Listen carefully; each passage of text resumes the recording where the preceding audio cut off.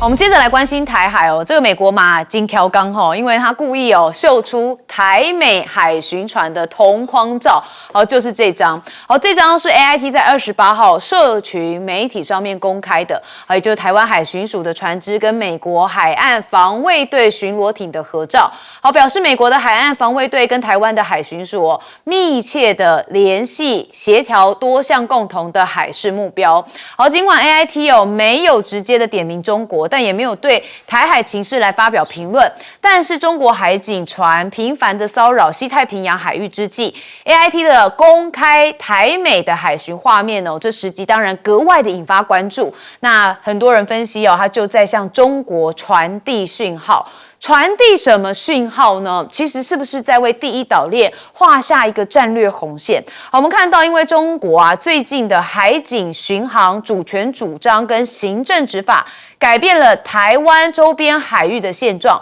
所以美国公开跟台湾海巡合作，就是在告诉中国，第一岛链不是中国你可以重新定义的海域。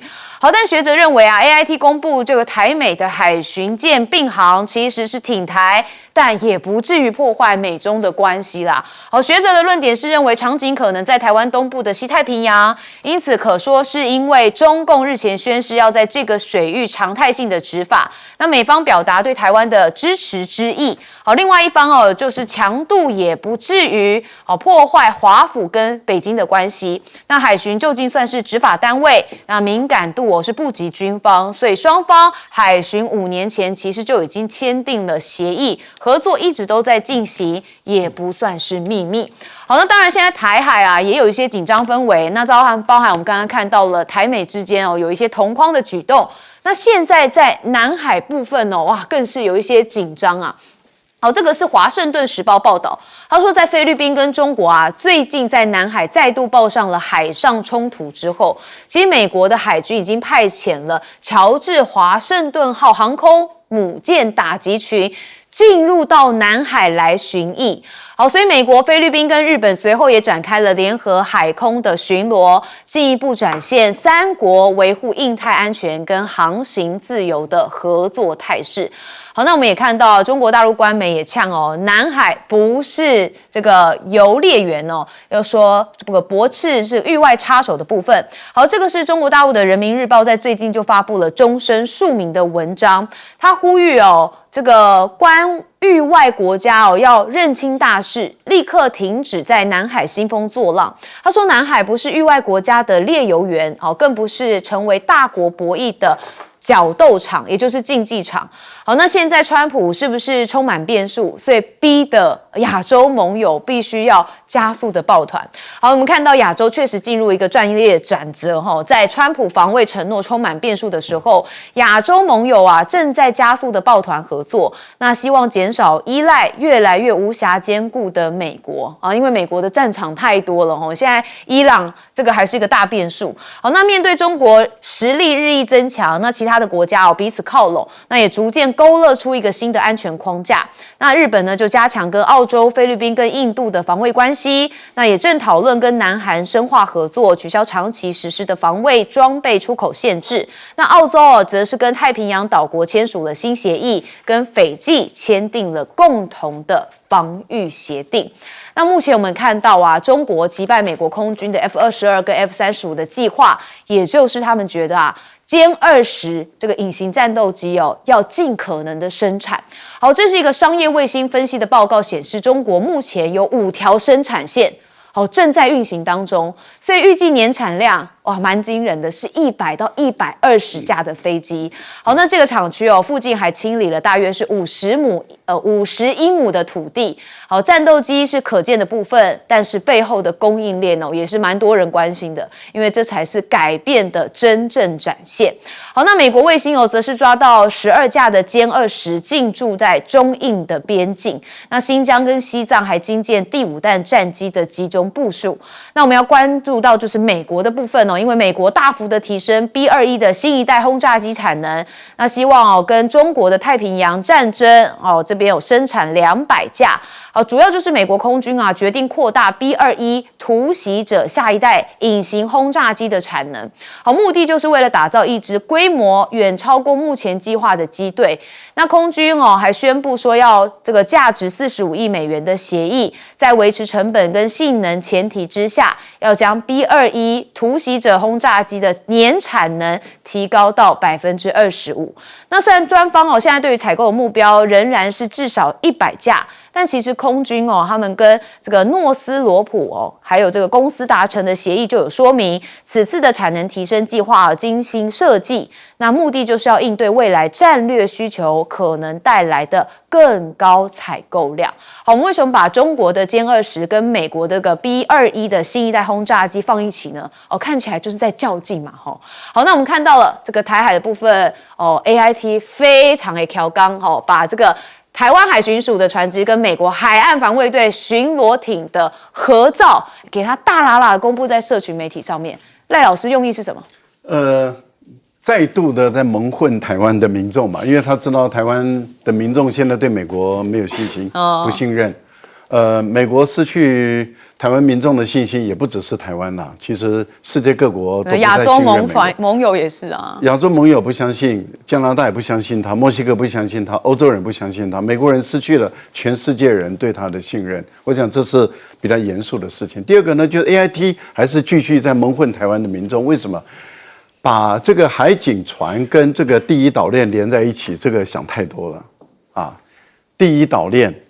那海警的任务是什么啊？海警是警察警察他基本上来说是海上的秩序的维持，还有就是缉私或者说这些海上的救援等等的但是他的武装力量跟战舰比起来说，他脆弱不堪的。如果他跟一艘军舰来说的话，海警是随便就被可以打沉的。他没有，第一个没有远洋作战的能力，第二个呢，他没有强大的火力，他了不起有个机关炮都已经不错了那因此，他如果碰到军舰，他一点办法都没有，真的是2枚弹就可以把它击沉了，因为它的钢板也是薄的这个大家都知道的道理，要把它跟第一岛链连在一起，我觉得真的是过度解读了。第二个。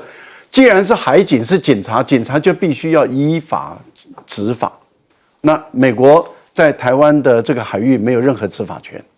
美国的海警在台湾这边是毫无用处，因为它没有执法权。为什么？因为200海里的经济海域，它能够做什么呢？它什么都不能做的，它没有执法权。好，那我们来问美国承认一个中国政策，它坚守一个中国政策，所以它承认的是台湾跟大陆同属于一中。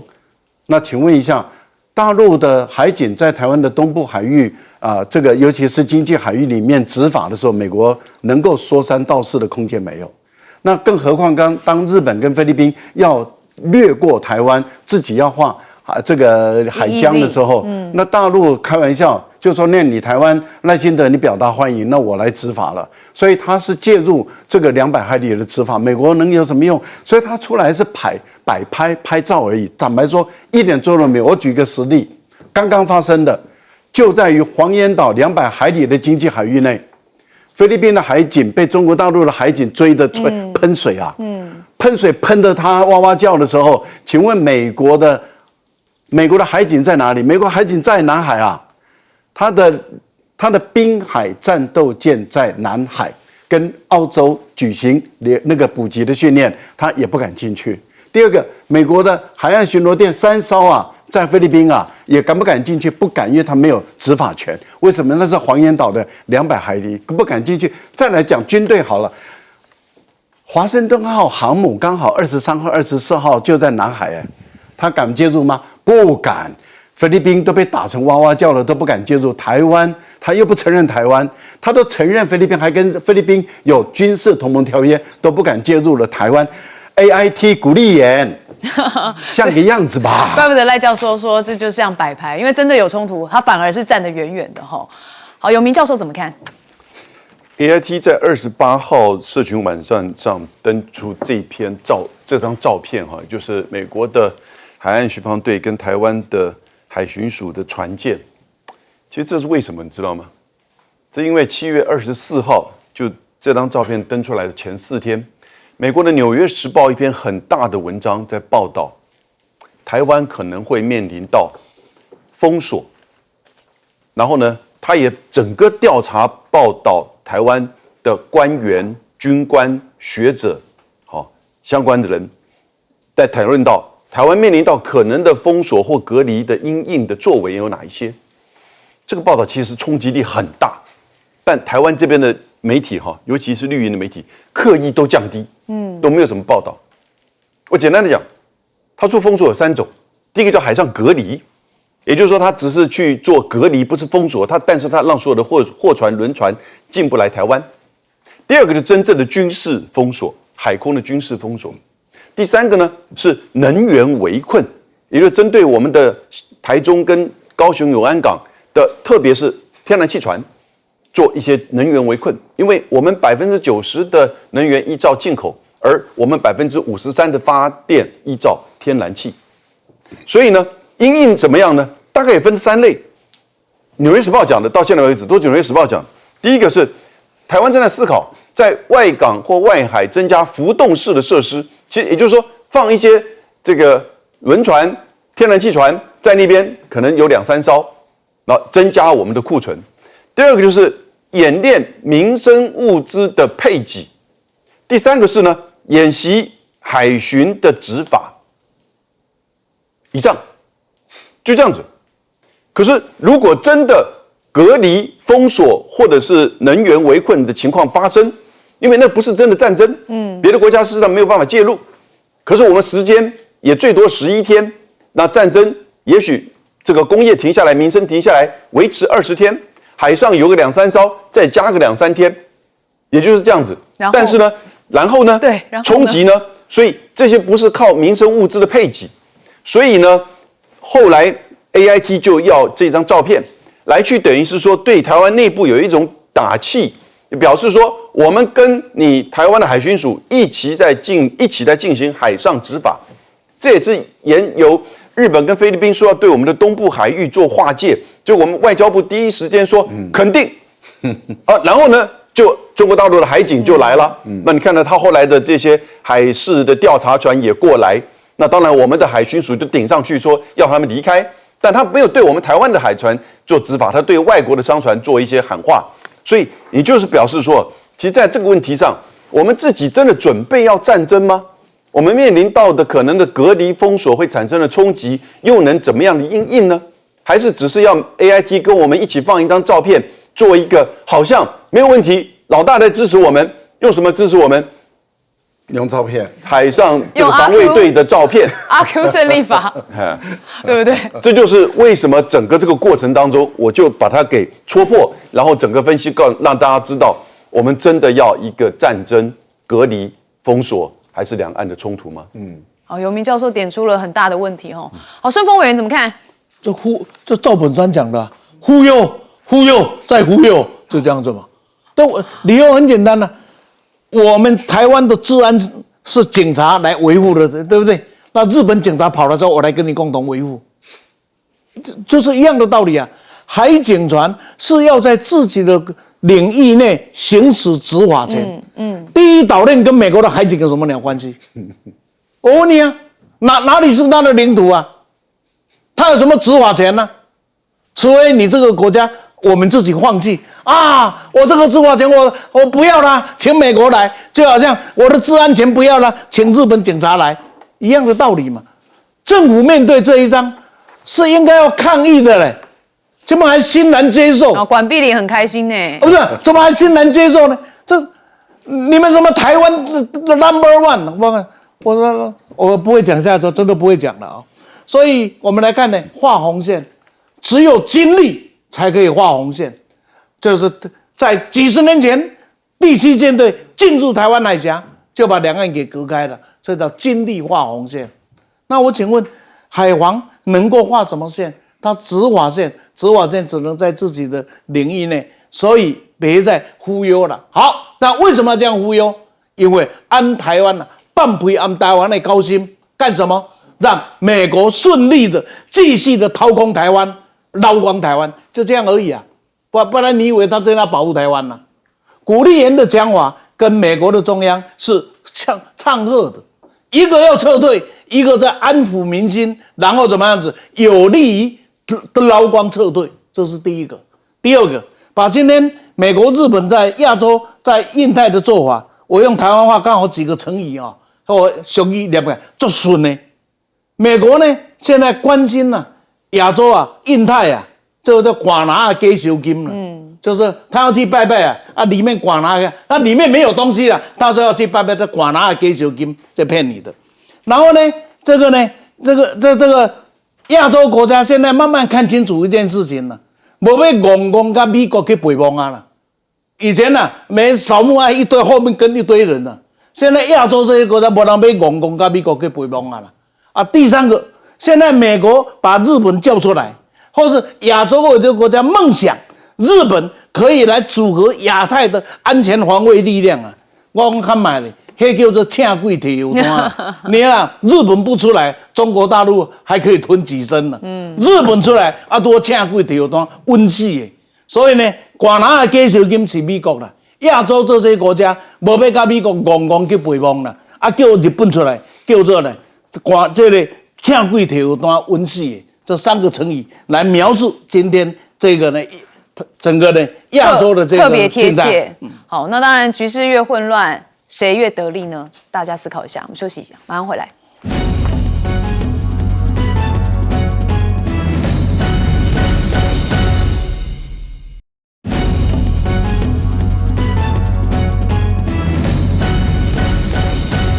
我们还是要带大家来关心一下现在美伊的战局，好，因为我们之前知道美国现在停手停火了，好，但问题就在奇怪伊朗弹道飞弹，最新说袭击了美军，美国的中央司令部也说全数拦截，好，这是美国的中央司令部特别讲说，革命卫队发射了多枚的弹道飞弹，企图要突袭驻中东的美军，但所有的伊朗导弹都被成功拦截，那美军是保持着高度警戒。好，那我们也现在看到之前不是曾经有幕僚跟这个川普说其实我们的弹药有点吃紧但川普就说不要紧我们的现在弹药还是很多，活在自己的世界里头。就现在美国国防部其实就有要求军工业在90天之内要提出可飞行展示的新型长程武器的方案，而且要求18个月之内就要具备产量的能力。好，而且将单套的成本上限压在25万美元，大概是台币810万元，所以希望用更低的成本来快速的扩充长程的打击能力。好，当然现在有人认为这五角大厦是不是有点急？因为整个战事或者是在全球的掌握力已经出现了空洞。好，那只有33%的美国人对于伊朗战事是相挺的。好，这个是最新的民调显示，只有33%，就1/3的美国人支持这场战争，支持率创下从3月中旬调查以来一个最低点。好，有川粉说不知为何开战，而且还直接批评说川普做得不太好。这些都是川普的危机警讯。那目前我们看到中国的产经说，中国跟胡塞逐船协商，现在可能有4艘的邮轮可以获准通过红海。知情人士说，中国目前采取的就是逐船核准的方式直接跟也门的胡塞组织来进行接触，那要求确保中国的邮轮安全通过曼德海峡跟红海，避免遭受攻击。那根据一些追踪的数据也说至少有4艘的装载原油、目的地为中国的邮轮已经顺利的通过了。好，那川普现在一面拉拢习近平，一面撒钱抗中吗？好，那这就是标准的两面手法。好，主要就是因为中国企图借由经济活动来进入西半球，那提供中美洲国家更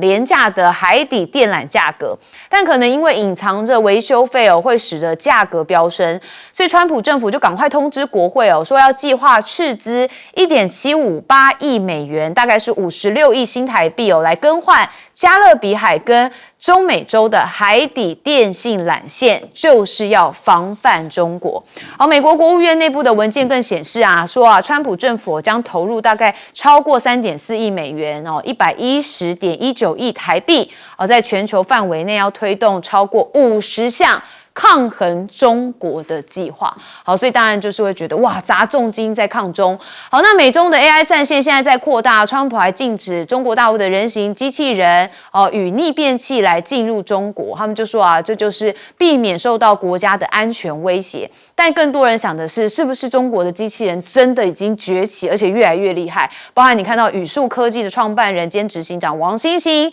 他的这个研发登上了美国《时代》杂志的封面，封面就说是机器人时代来临。好，那现在中国制造迈向了技术红利的阶段，因为2026年上市公司半年报披露了视窗期，说机器人板块公司的业绩是从展台走向了车间，一个概念的验证到了这个批量的交付，也就是中国制造迈向一个技术红利的阶段。好，那当然很多人看好中国接下来的制造，尤其是机器人部分。那我们看到了伊朗，现在导弹又突然袭击到中东的美军，好，这引得美国的中央司令部赶紧跳出来发声。好，我们先问赖教授怎么看？这次打得很有意思我想也值得观众朋友去推敲为什么？第一个，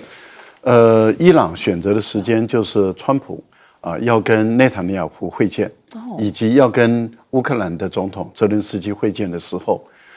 为什么会跟泽连斯基有关？因为我们都知道泽连斯基他在前段时间下令去在里海打伊朗的商船，一艘商船。那当然，这是伊朗马上表达说，我们这个账不会就这样算了，会给你算到底。伊朗当时，乌克兰当时的外长也很强悍，说你有什么资格来跟我谈这件事？就讲了啦啦哒啦一大堆理由，但是他那个理由站不住脚，因为他说，因为伊朗有提供武器给俄罗斯无人机嘛，所以俄罗斯拿了伊朗的无人机去杀乌克兰人，所以等于是乌克兰是间接的帮凶，所以他有权利去打这个伊朗是间接帮凶，伊朗是间接帮凶，所以他有权利去打伊朗那如果是这样的逻辑的话，那俄国也可以去打日本，因为日本也有提供无人机的关键零料件给乌克兰，所以俄罗斯也可以去打日本，那更可以打韩国。为什么？因为韩国提供30到50万发的炮弹给乌克兰去打这个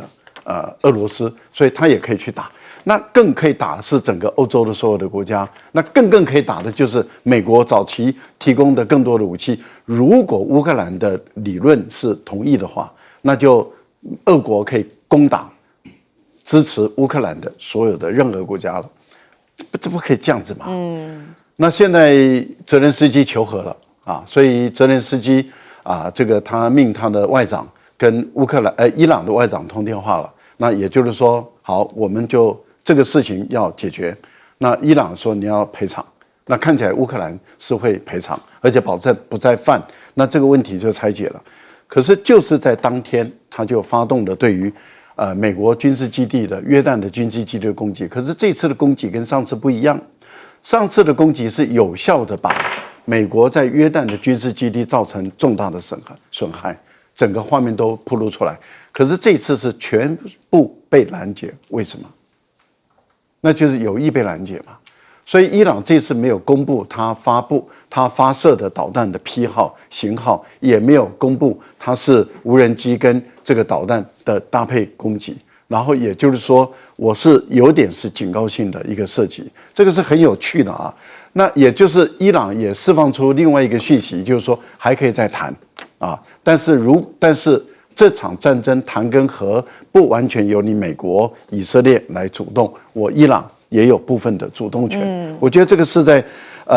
有点玩探狗一样，彼此之间都还在做测试，看看美国之后的反应会不会很强烈。如果美国的反应没有很强烈，那是不是川普又释放出讯息了？也就是证实了他的防空导弹有问题，他的武器有问题，他对伊朗不可能屈服，那谈判的空间是不是更大了？我个人觉得这一次事实上看出来，内塔尼亚胡到美国的这个访问可能没有办法达到他想要的目的了。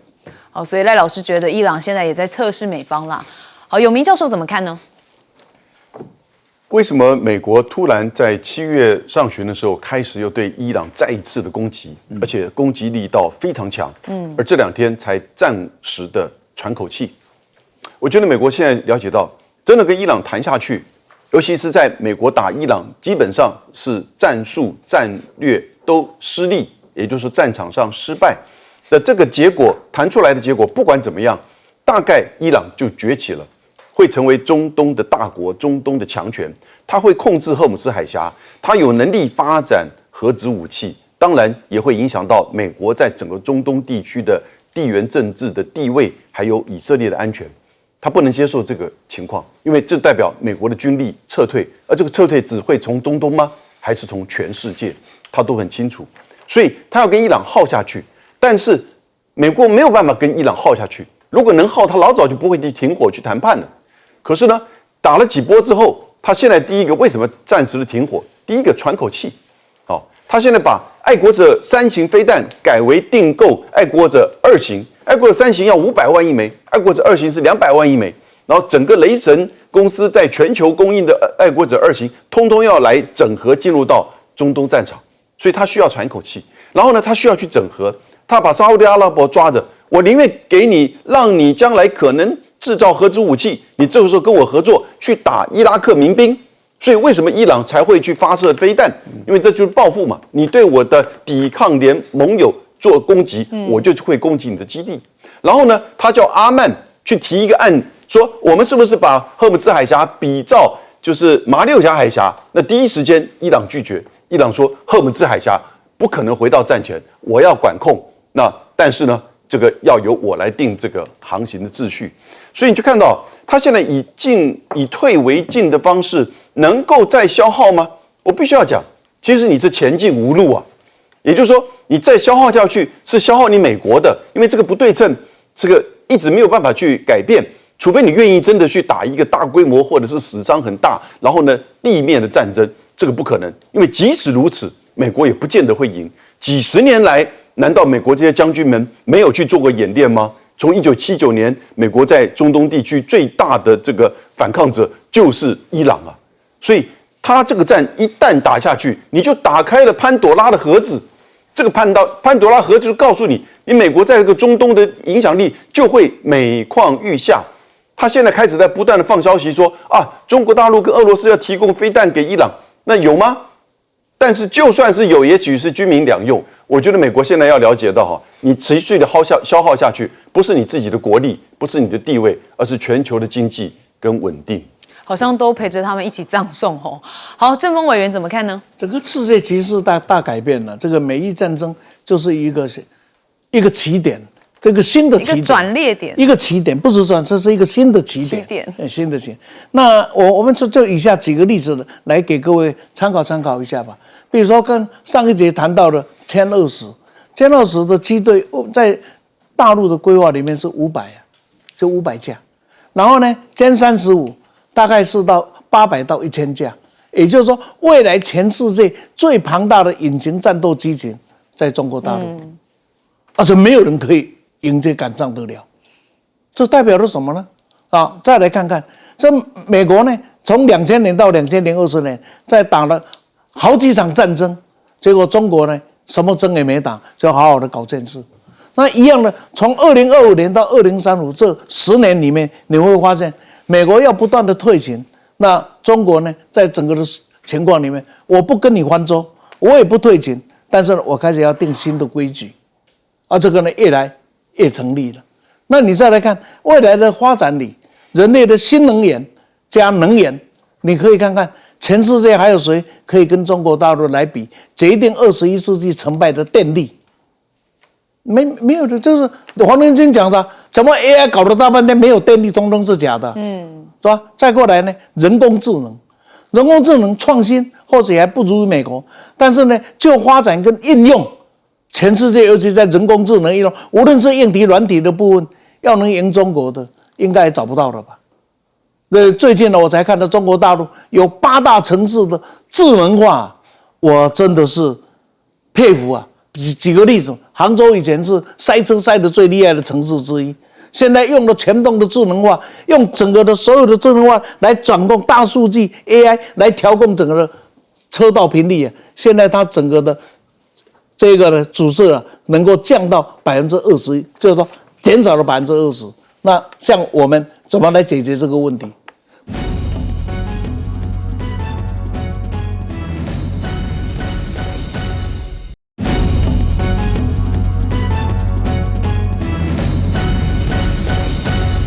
带你抓事件真相，掌握政局变化。观众朋友您好，欢迎持续加入新闻大白话，我是主持人谭一文。节目一开始来介绍今天的特别来宾，首先是国际政治专家赖岳乾老师。主持人好，观众朋友大家好。还有前国安会副秘书长杨永明，议论好，各位朋友好，以及前立委李胜峰。议论好，大家好。好，观众朋友，我们看到日本熊本发生了7.1的强震，令人相当遗憾。目前看到高市早苗给的最新数据是有13个人因为这起地震而死亡。好，那一轮也表达深刻的哀痛。好，那我们还要来看到第一时间其实大家就看到很多这个震动的画面，而且真的很猛烈。好，那当然这个是地震1个小时之后，我们看到了一个 shopping mall 它爆炸了。好，那员工闻到了煤气味顾客是仓皇的逃离，这个画面曝光。好，这个是永旺商场其后发生了爆炸，那商场内的顾客仓皇逃离，现场是一片混乱。好，那这个相当的惊恐。那主要原因是因为这个是在日本当地时间的下午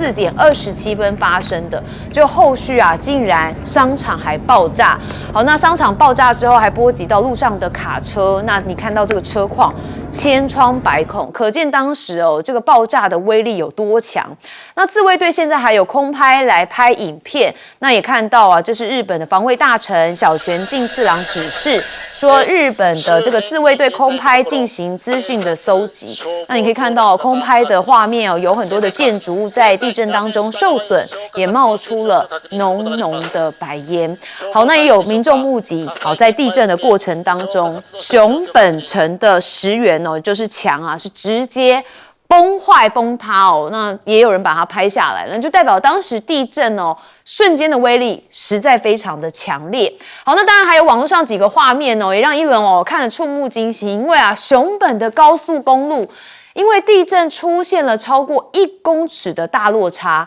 你可以看到这画面它已经是上下分离了这边也是，所以你看不是只有1条，是2条也这样。好，那另外一个画面就是你可以看到上下高低差已经出现了。好，那日本的这个熊本县的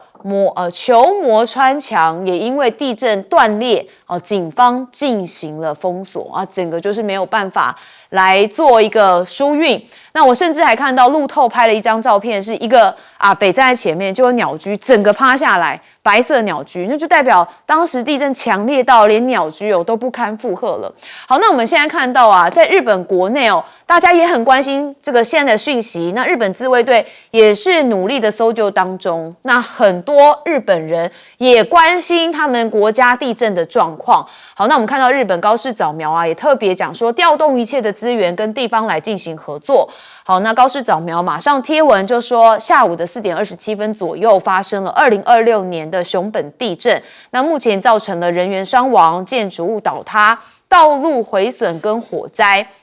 所以他向受灾的民众致以最深切的慰问。好，但是日本网友其实不太买单他们可能最近对高市早苗的这个情绪是蛮多的。那你可以看到他说你觉得受灾的人会有办法来读长文吗？他说要设身处地的为对方着想。那有另外一个日本网友说竟然到了这个晚间的10点钟才打电话给当地知事，他就骂高市早苗说，到底是有多钝好，那确实现在这个熊本市长大西一史那当然他也是非常努力在进行救援。好，那日本网友其实有研究高市早苗在当天的行程，也就是昨天，那就发现高市早苗在熊本发生7级地震的情况之下，竟然还继续回到了官邸。好，那当然很多人可能会说，高市早苗应该是回到官邸来坐镇。好，或许是这样没有错，我相信也是这样。但是现在日本网友会认为说高市早苗你就应该在指挥中心坐镇才对，毕竟熊本发生这么强烈，而且还有这么多人死伤。那说他跟相关的部会谈话只有持续大概5到6分钟，说回家之前更只跟熊本县的知事见了10分钟的面。好，这是网络上的网友把他的行程归纳出来，发现这个有一些状况。好，那当然我知道也会有别人是帮高市早苗说话的。好，但因为现在日本国内对高市早苗不管在经济处理问题上面，或者是要修改安保3文件等等其实还是有蛮多怨怼的哦。那现在发生了地震，大家就会比较有情绪不满的强烈，所以你可以看到高市早苗在这场记者会上面啊，其实啊，您可以看到画面上，我们带大家来看，就是有一只苍蝇停在了高市的头发上。结果呢，其实就被日本网友来嘲讽说啊，一只苍蝇落在了叉叉上哈，因为闻到了腐烂的气味哦，甚至还用 AI 生成图哦，讽刺高市跟雅子皇后的蝴蝶对比哦，苍蝇都看得出这个人的本性哦，连昆虫都能看穿这个人类的丑恶，说信任度只跟苍蝇同等级。好，刚刚一轮讲的是网络上的网友，尤其是日本网友的嘲讽，好，所以他做了这个 AI 图。就拿了这个高市早苗跟雅子皇后的蝴蝶来做对比，好，可见日本民众现在对于高市早苗不满情绪还蛮多的。那我们昨天也谈到高市的支持度其实也已经往下坠了，到50%几了。好，我们看到日本大地震哦，这个熊本地震现在看到是13个人死亡。好，我们当然天佑日本啊，希望我们不要再有伤亡的出现，然后每个人都可以找到，也是赶快复原。我们先问赖老师怎么看？我们最关心呢，还是我们在熊本台湾的员工，台积电也好，还有很多台湾厂哦，它不只是只有台积电。我们比较关心的是台积电的情况，还有员工，还有我们台湾的厂商，他们的员工家属，他们的情况怎么样？我觉得对于台湾来说的话，我们最关心的还是我们自己的民众，我们自己的同胞在日本的情况啊。接着我们也看到了死伤的人数一直在增加中啊，它的灾害的损害的程度的报道也一直在陆陆续续传进来了，我们也知道都在增加的一个情况，所以我个人是比较倾向于说啊，这个尽量让我们知道我们在日本在熊本这个地方，台湾的这个员工家属。居民还有旅客，还有我们的游客有没有被困在那个地方的？被困在那个地方是得到什么样的一个妥善的一个救助？如果他有这个什么样的难处的话，我们的驻日的代表处做了什么事情？其实我们比较在乎的是驻日代表处掌握讯息没有？有没有第一时间回报给台湾，让我们知道？我们的民众在那个地方的情况，还有我们的民众被困在那里，他的纾困的方法是怎么做的？我想这个是应该要做的，而且也应该要第一时间告诉我们的，因为驻日代表处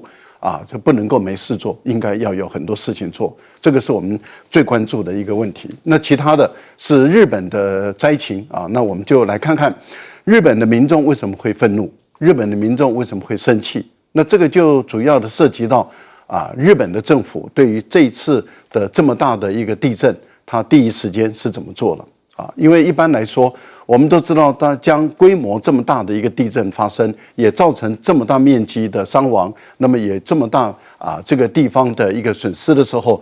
通常你一个行政部门的首长，也就是你的首相，应该第一时间就赶到这个防灾中心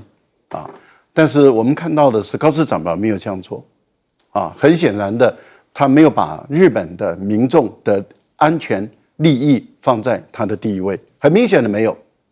他不应该回到首相府，他应该是在中央防灾中心，在这个地方来指挥所有的这个怎么样来救助例如说，这军队是听谁的？是听防卫相的，还是听首相的？那也就是说，今天你高市早苗有没有在第一时间掌握全盘的情况？那也就是说，整个熊本的情况，然后判断说军队应该怎么做，要不要出动军队？军队是由你防卫相就能够直接指挥的，还是应该要首相来直接指挥？我觉得这个涉及到军队的指挥权、统辖权的一个问题。那你没有在防灾中心，你对于内政部门，你对于警消，你到底做了什么事情？你有没有下什么指令？你对于社会的救济部门，对于应这个灾害的防治中心、灾民的收容中心，你做了什么样的指示？你对于这些物资的运送跟这些伤患的后送，你做了什么事？你的军队的这些这个直升机、救难直升机有没有进队？有没有进去？这些其实日本的国民他们都想知道，但是很遗憾的。他们在第一时间，其实我们连台湾都在报道这个新闻了。我昨天还在这个地方，已经到6点了，没有看到这个高市长苗召开记者会，来宣达他的指令，这代表什么？代夫之责，不应该的。好，所以很多日本民众相当不满。永明教授怎么看呢？其实，在熊本10年之前就发生类似的大地震，那个时候是6.5级，然后呢，隔了几个小时之后，它又再有更大的这个地震，那个时候的熊本城呢也受到了损害，所以你看到刚才熊本城的这个城墙，石墙，也就是说有这样子一个景象。那我就不了解，选择熊本作为整个日本半导体跟相关的这些关键产业的这个选址哈，其实当初是怎么思考的？因为现在知道台积电昨天第一时间就在统计相关的受到的影响，目前直接的伤害还没有，但是呢，它的第一厂是做28奈米的，现在正在就是说恢复，就是等于是正常工作，可是呢，今天到目前为止还没有进一步的消息。第二厂其实正在盖。还记得吗？前一阵子台积电说以后要在熊本的这个厂做到3奈米。那台湾的这些协力的厂商被通知可能要停工1个礼拜。因为其他在这个区域，像是 Sony 或者是日本的半导体厂，还有三菱的一些这些机械厂，其实大概今天这几天都在停工当中，因为地震来，它后续的这些余震。光是昨天就有连续3波5级的这个地震，在这个熊本的这个区域，所以呢，我觉得可以理解，大家现在就是等于是等待这个情势稳定下来。那目前知道大概这些厂影响并不大，可是呢，当然产量整个运作就停下来，所以我那时候不理解选择这个地方是什么原因。那我看了一下，我们驻福冈代表处，因为这个是整个9州哈，我们台湾这边是有一个福冈代表处。那昨天是第一时间有在做一些这个联络，但是目前一些资讯都不明确哈，所以也不知道到底台湾在这边是不是相关的台积电的人员呐，还是留学生呐，是不是有一些这个讯息，目前都不清楚。我觉得这个是台湾可能外交部第一时间要告诉我们的哈。那刚才赖老师讲的很正确，也就是说这些资讯就算没事，你要告诉大家说，其实联络过之后，大概影响并不大。对，那昨天的大部分的这些就是飞机呢，都停靠到福冈去了。高市早苗哈，真的这一次很可惜，他的民调其实最低的来到41%，那是每日新闻做的。然后呢，时事新闻做的大概是49%，所以已经低到50%以下。之前对他的一些反应，其实就觉得你这个消费税承诺了，结果你不做。然后呢，你凭着国会人数的优势，做一些大家觉得不急，而且又这个名义上觉得说要多讨论的，比如说把这个爱子公主做女天皇的机会给斩断了，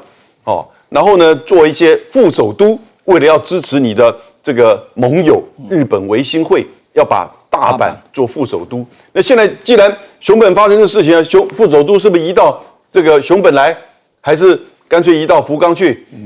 所以昨天他应该是可以做一个危机管控的，马上得到支持的，因为在10年之前熊本发生大地震的时候，当时在东京的这些官员，每个人都穿的是那个救难服的衣服，然后呢开记者会，然后呢不断的1个小时、2个小时出来开记者会，尤其是官房长官。结果我们现在看到高市穿的很漂亮，然后呢官房长官穿的西装笔挺，然后又延迟的开会，然后讲话又是念稿子，完全没有那种同理心，所以就显现出其实能力真的有限。因此真的在日本的就是网站上面 Yahoo News 底下那些留言通通都是在指责高市，大批判他在这个场合，在这样一个事件当中，反而是大失分，很遗憾。舆论炸锅了哈。好，顺峰委员怎么看？舆论炸锅不要太惊奇，一定的。日本呢，至少我了解的几次大地震的救灾我感受很深。阪神大地震的时候，那个灾情比现在不晓得严重过多少。但是呢，那个时候我看到的是一个有效率的日本官僚体制而且整个社会全面的动员，包含当时在大阪这个关西地区这很重要的这些黑道全部放下他们平常的面目投身到整个的社会的救济活动里面去。那时候我感受到的是一个非常有效力的日本，在面对天灾灾害的时候，整个从官僚体制到社会的动员，我很动容。那到了福岛地震的时候啊，是彻底改变我的观点。各位晓得，福岛是在日本的西亚海岸这一边，那它西岸受到很严重的重创，可是靠近日本海这一边，基本上交通一切都是顺利的。可是那个时候很奇特的，怎么整个福岛地区，整个所谓日本的东北地区啊，受到了伤害之后，那个灾民呢、救助啊无言呐、无路啊，不知道怎么办。他看到那一幕，我觉得好奇怪，怎么跟我当年熟悉的阪神大地震的救灾完全是不一样呢？那我就跟熟悉的一些还有联络的日本政界的朋友联络的时候，他是告诉我一句话，我到今天为止印象深刻。我说，依日本的交通能力，依日本的运输能量，要从东岸把这个物品呢送到这个受灾的地区，它是没有困难的。为什么有这么大的困难？他只告诉我说，李先生，你所认识的日本跟今天的日本已经改变了。现在的日本所强调的跟以前你所看到的，一个是做实事的，一个是在博这个什么声望的啊，这基本上大概就这样的一个意思。当时我说呢，可是你看后面的整个的发展，我必须这样讲，日本是全世界防灾工作应该是做得最好的一个国家，不管是硬体、软体是最好的。可是日本的救灾在福岛之后啊，很抱歉了，已经不是想象中那么强。我今天可以讲，台湾的救灾能力都比日本强。台湾的救灾能力虽然救灾我们都已经很火大了，对不对？那台湾救灾都比，那你就可以想到日本怎么样？世界大概现在救灾能力最强的应该是中国大陆。那同时救灾就展现了一个政府的绩效。今天高市长会这样的被抨击，跟他长期以来所建造的声望从哪里来是有关。他的声望不是源自于他内政的成功，他的声望是源自于他想从外界去获得的声量。那么可是呢，经过这一段时间下来，外界他想从外交啦，从美国啦，从印度啦，从亚洲啦，从欧洲啦，从机器去获得的这一种声望，显然不如他的预期。更重要就是像杨教授所讲的，他里面呢，现在花了太多的时间，利用他在国会的都是做的不是国内的民生、国内的这个改革的需求，是做的是一些政治上右派所要的花拳绣腿。所以当灾难一发生的时候，他真的不知道怎么办，因为他脑筋想的跟现在发生的事情，更何况这一个日本的救灾体制也已经改变了。好，我们休息一下，马上回来。